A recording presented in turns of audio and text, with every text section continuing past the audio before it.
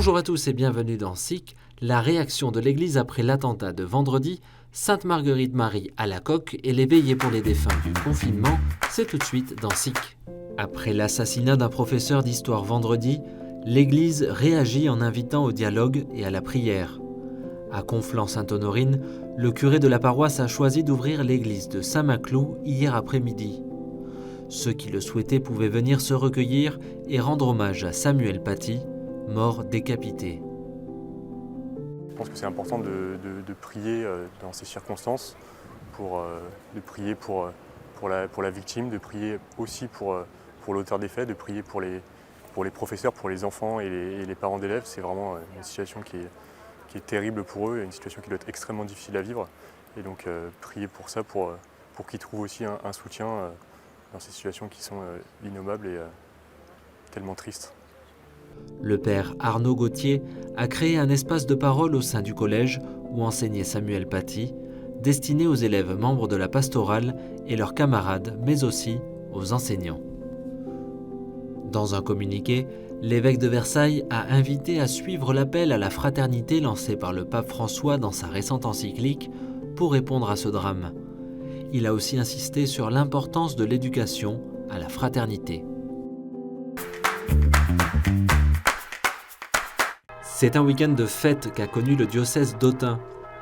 Depuis jeudi dernier, le sanctuaire de Paray-le-Monial en Bourgogne célèbre la clôture de l'année jubilaire dédiée au centenaire de la canonisation de Sainte Marguerite Marie à la coque. L'occasion de redécouvrir cette sainte du XVIIe siècle et le message que le Christ lui a demandé de répandre à travers la dévotion à son Sacré-Cœur. Dans son homélie, Monseigneur Rivière, l'évêque d'Autun, évoque l'un des fruits attendus après cette année jubilaire.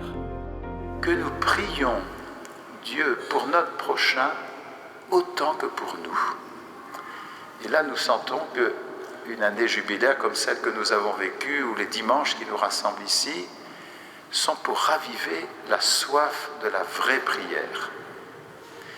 Et prier, c'est parce que nous mendions ce que nous ne pouvons pas recevoir, ou c'est accueillir une joie que nous ne pouvons pas du tout nous donner à nous-mêmes. Eh bien, si nous prions pour les autres autant que pour nous, voilà le signe de l'amour vraiment fraternel. La prière d'au revoir aux défunts du confinement.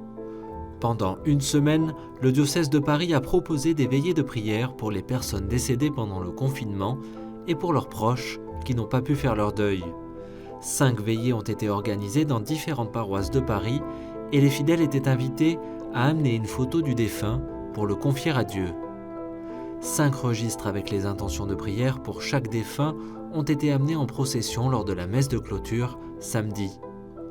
Elle était célébrée par Monseigneur Aupetit, archevêque de Paris, à la basilique du Sacré-Cœur de Montmartre. L'Église, qui n'est pas une institution, l'Église c'est l'ensemble des baptisés, se doit d'être présente, d'accompagner, d'apporter le secours de la prière, du pardon et aussi de ce corps du Christ qui est le viatique pour le dernier voyage, pour accompagner ce voyage, parce que nous ne faisons pas ce voyage seul. Nous le faisons avec le Christ qui lui aussi est passé par la mort pour nous accompagner jusqu'à la vie éternelle. Une église en sortie. C'était hier la journée mondiale des missions sur le thème « Me voici, envoie-moi ». Cette journée, créée en 1926 par le pape Pie XI, a été célébrée dans le monde entier.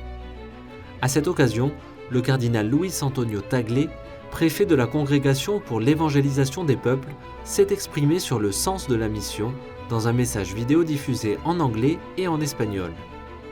El compromiso misionero de cada bautizado es parte constitutiva de la identidad del creyente. Todos los bautizados somos llamados para conocer, amar y servir a Dios, y todos somos enviados a anunciar el Evangelio mediante el testimonio, la palabra y la vivencia de la caridad. En esta ocasión el tema de la Jornada Mundial de las Misiones, aquí estoy, envíame, nos pone, nos invita a apropiarse de estas palabras que manifiestan apertura al don de Dios y obediencia filial. En cette année de pandémie, les initiatives pour la mission ont été maintenues dans la mesure du possible, moins de contacts, mais une grande union de prière dans l'Église. Les Français de Rome ont fêté leur saint patron hier.